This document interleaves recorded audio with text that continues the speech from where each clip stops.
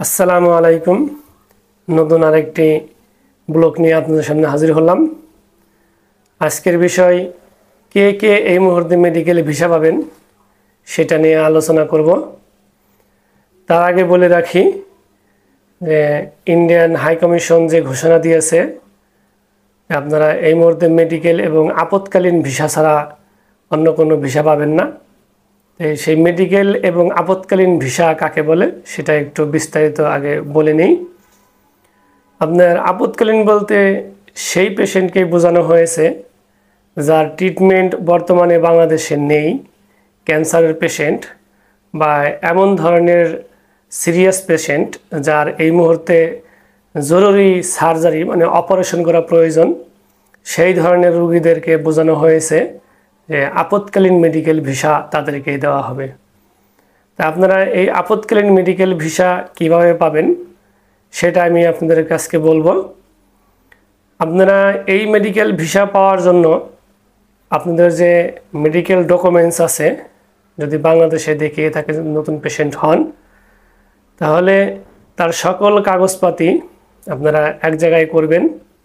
আপনারা যে হাসপাতালে দেখাবেন সেই হাসপাতাল থেকে একটি ইনভাইটেশন লেটার বা যেসব হাসপাতাল থেকে সরাসরি আপনার ডক্টরের অ্যাপয়েন্টমেন্ট দেয় সেই হাসপাতাল থেকে একটি অ্যাপয়েন্টমেন্ট নেবেন এবং আপনারা ওই হাসপাতাল থেকে একটি লিখিত নেবেন যে এই মুহূর্তে আপনার সার্জারি করা প্রয়োজন এবং আপনার পাসপোর্ট সহ যত রিপোর্ট আছে এগুলো সবগুলোই আপনারা 2 থেকে 3 সেট তৈরি করবেন।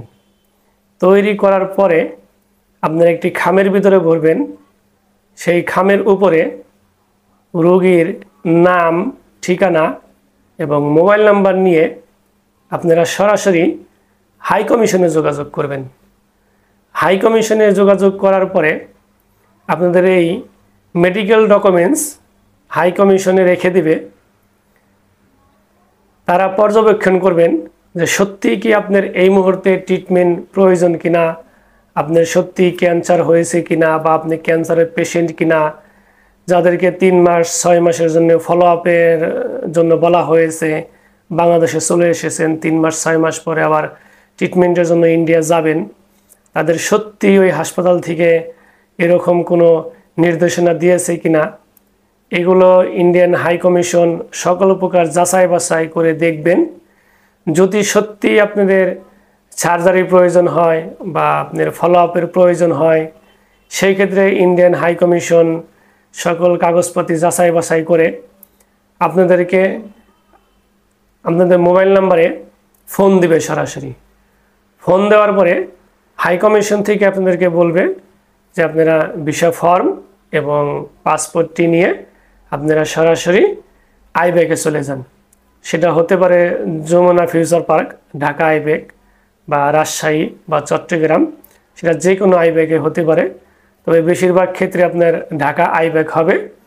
তা আপনারা সকল ডকুমেন্টস ইন্ডিয়ান হাই কমিশনে জমা দিন। জমা দেওয়ার পরে তাদের যদি মনে হয় আপনার সত্যি ট্রিটমেন্টের প্রয়োজন, তাহলে অবশ্যই আপনি ভিসা পাবেন, এটা 100% নিশ্চিত। আপনি আইব্যাকে গিয়ে পাসপোর্ট এবং ভিসা ফর্ম জমা দিয়ে আসতে পারবেন এবং আপনার 7 থেকে 15 দিনের ভিতরে আপনি মেডিকেল ভিসা পাবেন। এটি হলো আপৎকালীন মেডিকেল ভিসা এবং এই পদ্ধতি আপনি বর্তমান অবলম্বন করলে আপনি ভিসা পাবেন, এটা নিশ্চিতভাবে বলা যায়। তো এই ছিল আজকের বিষয়। পরবর্তীতে অন্য একটি তথ্য নিয়ে বা অন্য একটি ভিডিও নিয়ে আপনাদের সামনে হাজির হব। সে পর্যন্ত সকলে ভালো থাকবেন। খোদা হাফেজ।